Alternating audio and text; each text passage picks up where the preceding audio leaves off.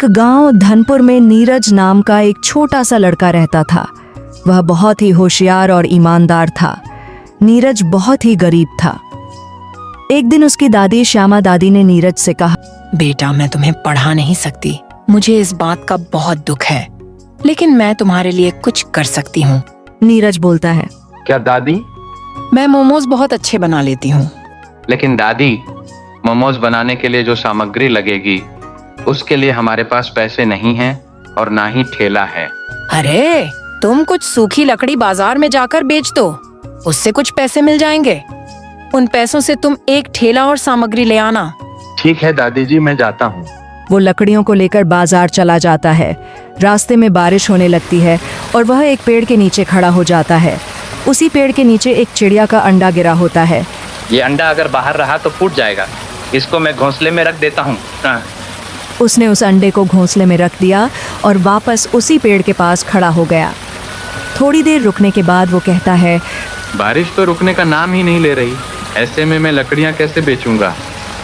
दादी बहुत परेशान हो रही होंगी। यह कहकर वह बारिश रुकने का इंतजार करता है।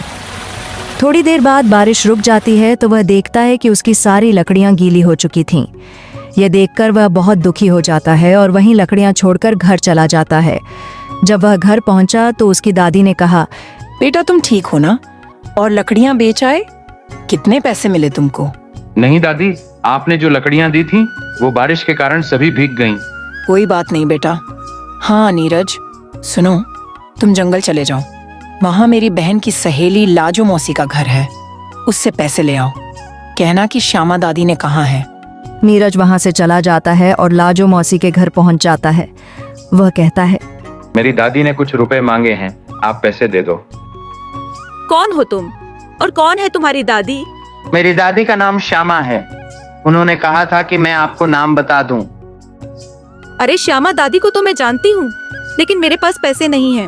उसने मन ही मन सोची, गरीब कहीं के आ जाते हैं पैसे मांगने, मैं क्यों दूं पैसे? इनकी बहन मेरी सहेली है, ये थोड़ी ना है मेरी। कोई बात नहीं, मैं जा रहा हूँ। वह उदास होकर उसके घर से चला जाता है। वह घर लौट रहा था तो वह उसी पेड़ के पास से निकला जहां उसकी लकड़ियां गीली हो गई थीं।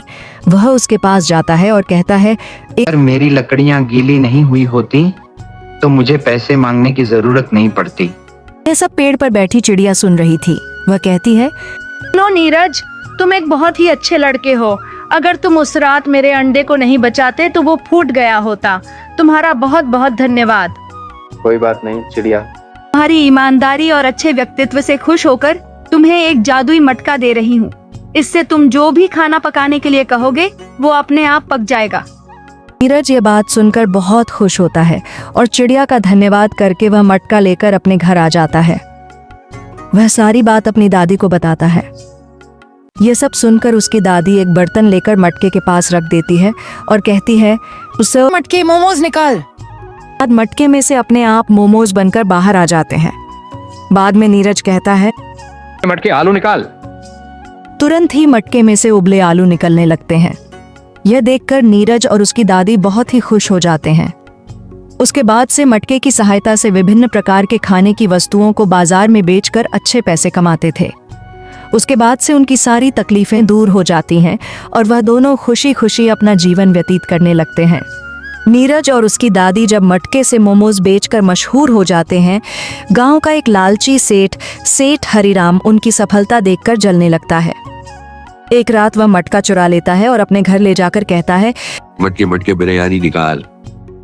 लेकिन मटका चुप रहता है क्योंकि वह सिर्फ नीरज की ईमानदारी से काम करता है। अगले दिन वह गुस्से में मटका तोड़ना चाहता है, तभी चिड़िया आती है और कहती है, जो लोभ करेगा वो सब खोएगा। सेठ डर जाता है और मटका वापस कर देता है। गांव में एक मेला लगता है जहां गरीब लोग खाने के लिए तरसते हैं। नीरज और दादी वहां जाते हैं और मटके से खाना बनाकर सबको खिलाते हैं। एक बूढ़ी औरत कहती है, बेटा, तुमने तो भगवान का काम किया है। ईमानदारी से मिला मटका सबसे बड़ी दौलत है। एक रात चिड़िया नीरज के सपने में आती है और कहती है, अब मेरी जरूरत नहीं, तुम खुद सब संभाल सकते हो, लेकिन अगर कोई मुसीबत आए तो मुझे याद करना। सुबह नीरज उठता है और मटका की जगह एक सुंदर किताब पाता है, ईमानदारी और मेहनत का जादू। अब मटका नहीं, ज्ञान उसका जादू बन चुका है।